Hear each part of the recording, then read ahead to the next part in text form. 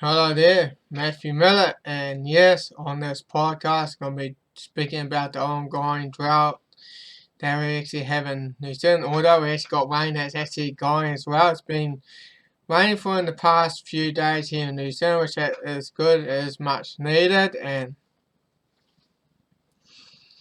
here, before I actually going to get into this topic, and actually I made a video about Jacinda Ardern getting this bill passed, which actually brings in the internet filter, and yes, the internet filter people, so it means you can like create internet, bring in the internet filter that filters out any descending sites, any sites that doesn't go along with the narrative. Probably like mine. Yes. So people in New Zealand, we actually pretty much have a dictator in New Zealand, and we do have a tyrant as well. So, well, we're not going to get too much into it now. Let's just get to what I'm going to be talking about. Yes, the Auckland drought, the unprecedented water restrictions began, and yet, yes, Aucklanders face fine up to $20,000 from Saturday for using hose water outdoors as the worst drought as in history led to the introduction of mandatory ban. Days of rain and showers have done little but to halt the drain of the city water storage lakes, which just sits at 44.5% full, which is less than 50%, more than 30% below their usual level.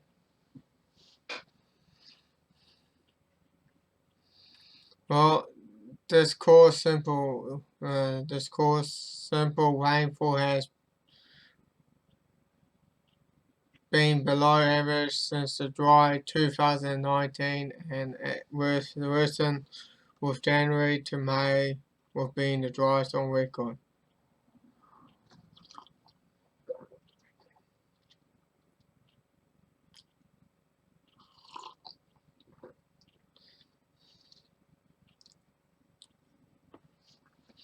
Yeah, and they tell us why water restrictions needed. Aucklanders need to stop lakes from falling too far because their jigs become harder to treat.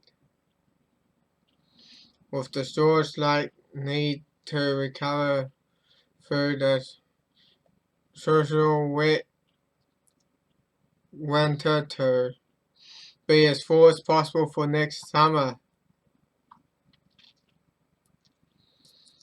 And they're going to tell you, say that how much rainfall needed for them to be lifted. In short, a lot for a long time. Heavy rain needs to waterlog the catchment areas in the Waikiki Ranges and the biggest lake in the Ranges, so the ongoing rainfall will run into the lakes.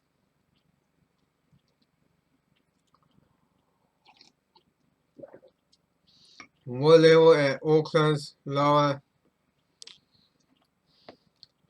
Leho to Poo Dam at 34%. Technicians at the top of the bank marks the normal level. Wow. Yeah. And you can see the graphs. Look at that.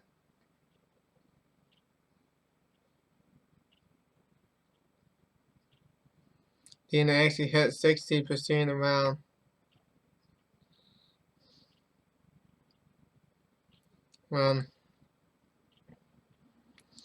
Between July and between July and August around there, so it was sort of at the moment then it might go even a bit lower. Yeah, sure, yeah. Cutting construction will depend on people doing the right thing, as all listeners did in the 1993 to 1994 crisis when the lakes fall to 29% without the pipeline.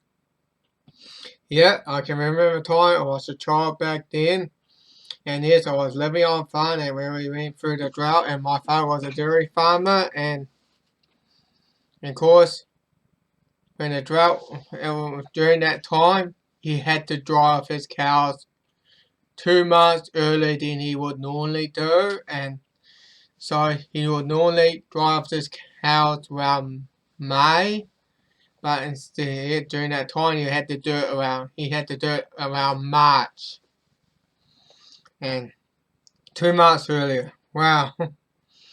Yeah, and that led to his idea of having an irrigation dam, because he probably knew a drought like this would probably come again, which it probably has, but not till like another 16 years, which has occurred like in 2010, I can remember that. Yeah, so probably having an irrigation dam, and yes, farmers were coming up with ideas having irrigation dams because the drought was a wake-up call to them, having irrigation dams, and well, I'm going to go to that now, and although speaking of water restrictions, it had all been breached about 459 times. Well, there's some people just not willing to comply. Well, and yeah, the role to conserve Auckland's worst drought on record has been ignored 458 times just in 10 days. Well, and then level had increasingly to 42.9% after rainfall on Monday, but still 30% below regular level. Well, I'm going to look at my Whanganei real water restriction level. There it is there, and you can't really water gardens, and yet although we've got some rain, but even that, actually our catchment is full, which is good. That means it means we don't have to use the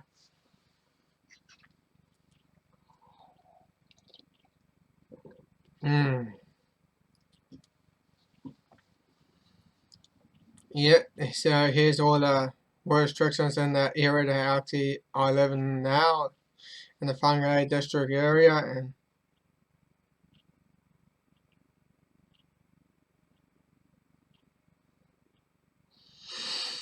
yep, people, the water restrictions is actually here. And I'm about to watch this video here, and let's go to watch it there.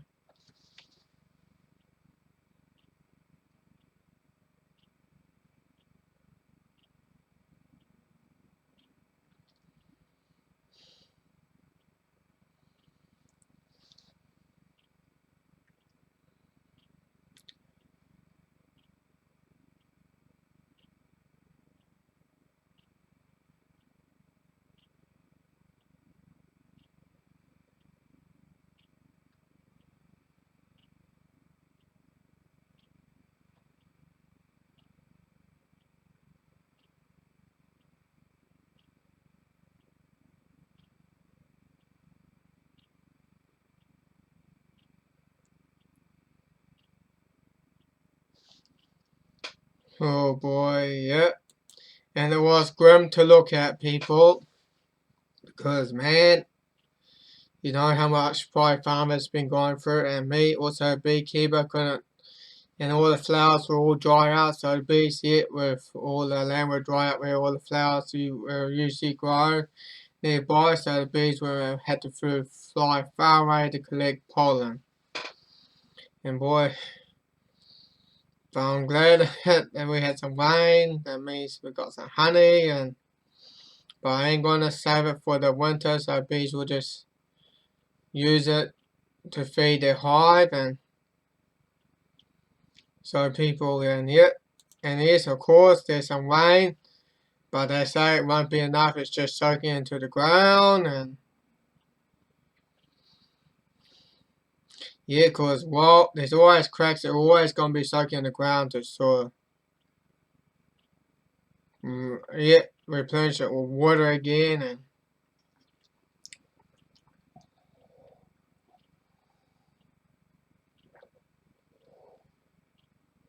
hmm.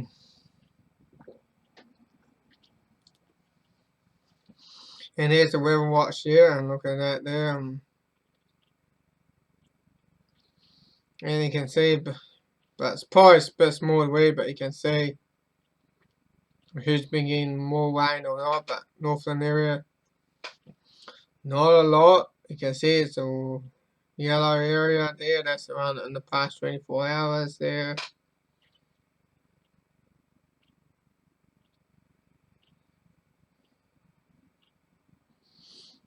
Yeah, you can see the dams. They're at 43%.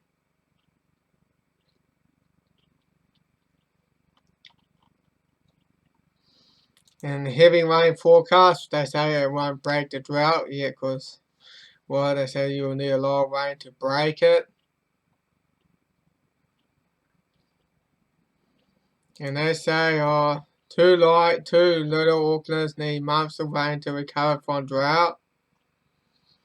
Well, people,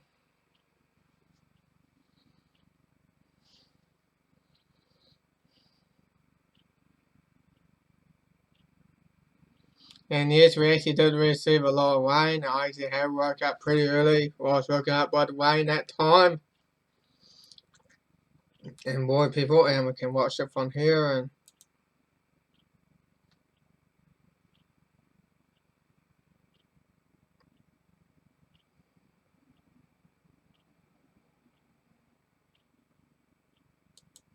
yeah, you can see how it moved there. And yeah, we received a lot of rain. That's from the northern area down towards Auckland.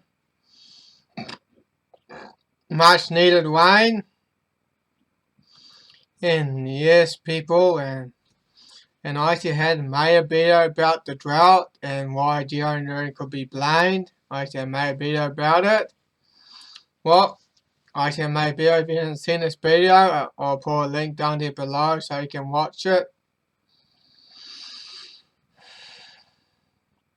Yeah, the sorghum, people. Sorghum. And yes, they will need a lot of soil moisture and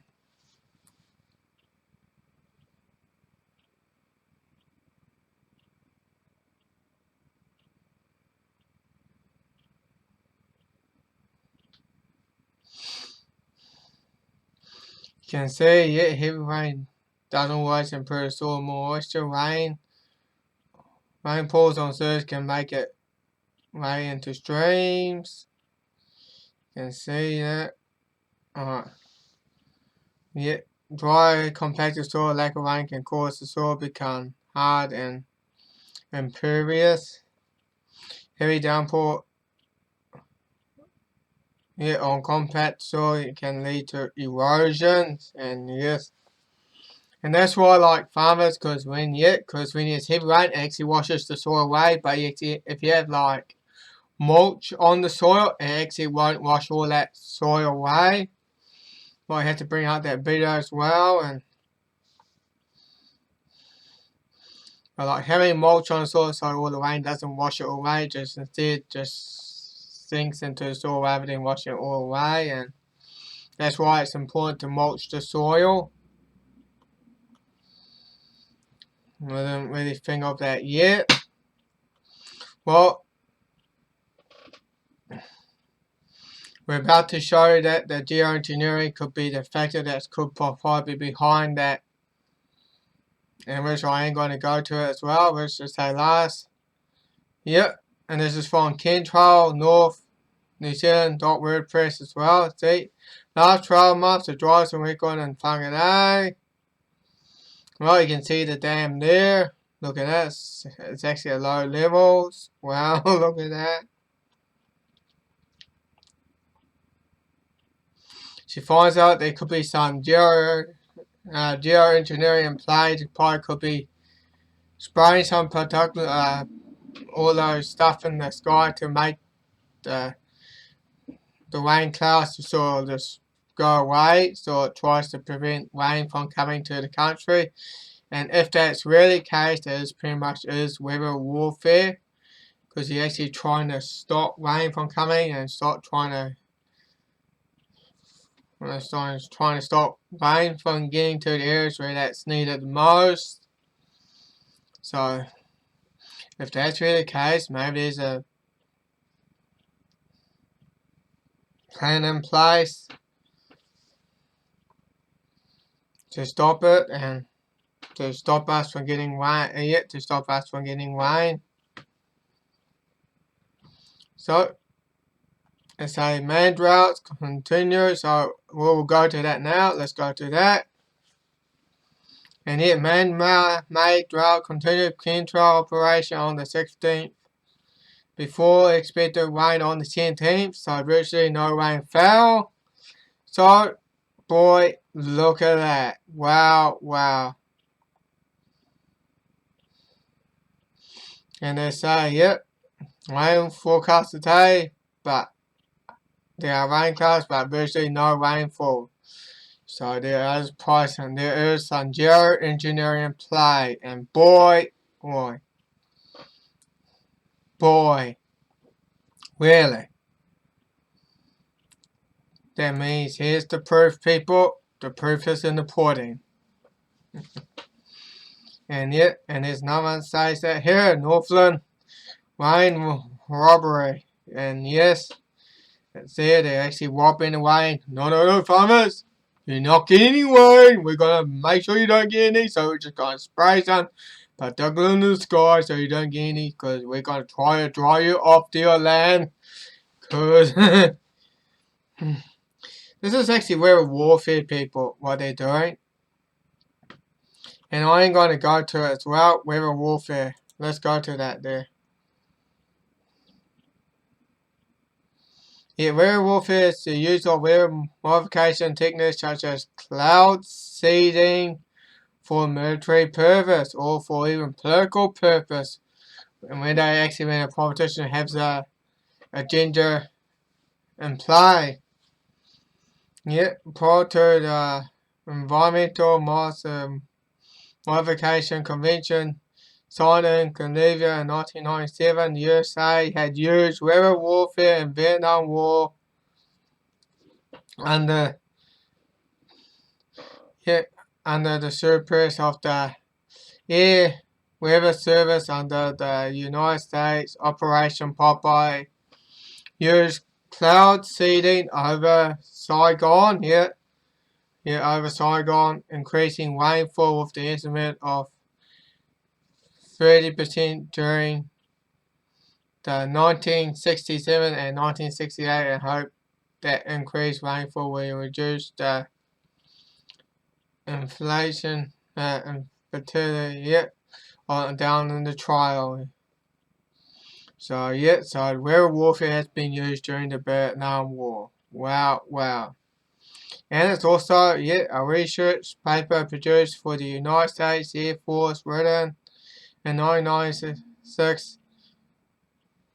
Well, people are not always that great word about the use of nanotechnology to produce artificial cloud of microscopic particles commuting with each other to form artificial fog that can be used for various purposes. Artificial weather techniques are not currently.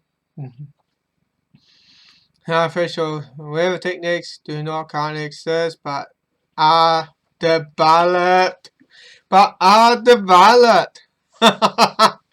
They say they tell it doesn't exist, but they are developed. Well, people, this is in the Wikipedia. And they say they don't exist, but we are in development. We are making clouds. We are spraying stuff in the sky. And yet this is really weather warfare, people. Like spraying stuff to try and stop farmers from getting rain. So it can create a drought to drive people off the land. That is weather warfare, people. That is really that. Well, people, that's all I've got to say for now. And I know that's why they're trying to create, and that's why they spraying stuff in the sky so farmers can't get the rain, so they can drive it off their land, drive it out of business by using weather, and yeah, and it's called weather warfare. So let's move on to the next topic that I'm going to speak. It's called primary water, people, and yes, primary water, and I ain't going to be talking about that. And there it is, people, primary water, and yeah, primary water. Tonight the show's just well, we're just going to go through that. The peak water is the new peak oil fraud. Yeah, they want to tell you we are running out of water because they want to create the peak water stuff what they did with the oil, and to find out that the oil is not even a fossil fuel. It's not a fossil fuel. You're being told it is a fossil fuel, but it's not. Yet the Primary Water Institute is more scientific evidence that water is renewable. The Earth makes water deep within we can easily access, read more, learn more, and we have been tricked by the powers that to be tricking water is scarce, and we are running out, and we have not been told the truth.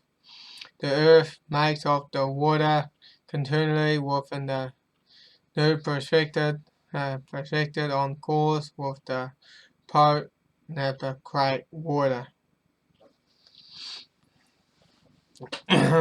See, and here's the diagram there, and let's bring that up here, and there it is right there. Here's the diagram. And you can see there's all the water there between the crust and the earth mantle, and yeah, and this is from the Primary Water Institute, and that's why you get like the haze and that though, the muddy water, because when the volcano erupts, you do get like haze or muddy water. And that's the sign evidence of that's the evidence of primary water. And and you can see they also cut there, and there's runoff there, and that's the secondary water cycle there, and the sun evaporates, create round that's rain, that's secondary water, and there's prime water and runoff there, and there's all that water here falling to the lakes, and there's a spring there, and see, and there's some people drawing for primary water, and people, we can actually really access that primary water, especially here in New Zealand. The idea of a water shortage, the idea of water that we're running out of water, they can just go out the window, because there's plenty of water for everyone here in New Zealand, and the world, plenty of water, and there's a lot of water between the mantle and the crust, more than all the oceans on Earth combined, and that's there. And well, let's go back here, and this is from the stopthecrime.net, and this is from Prime Water, and people, man, this is the real good stuff here, and they really want to tell us we are running out of water, we don't have enough water, but the idea of that can just go out the window. There's plenty of water for everyone on Earth, and of course, if we do have some water issues, and that of course we can use the desalination and what Israel is doing as well, because you can see it as well, and that they actually do have agriculture, and although they don't access the primary water, but they use the ocean and through desalination plants, and they recycle the water, and which is used through agriculture as well, and boy, and that's another technology, another impacting technology, and I had in mind that, but people always say, "I'm not using too much energy." Oh, people gotta get past that. Everything requires energy. And everything always requires energy. Energy doesn't exist in a vacuum. We always uses energy. Even our body, even if we're sitting down, it always uses energy. Even sitting down, even sleeping. And what? And there's also a man in Libya who had an idea. It's called the Great Man-Made River, and let's go to that here. And yet, the Great Man River, and that's over in Libya. And there's a fellow that's called Muammar Gaddafi, and he created the man-made river that also was called the eighth wonder of the world. And boy, people, I'm probably like the only New Zealander that's probably even speaking about this stuff. Well, and yes, according to this website, the largest underground network of pipes, wow, 2,820 kilometers, 1,750 miles of pipe. Wow. And aqueducts in the world which is construct of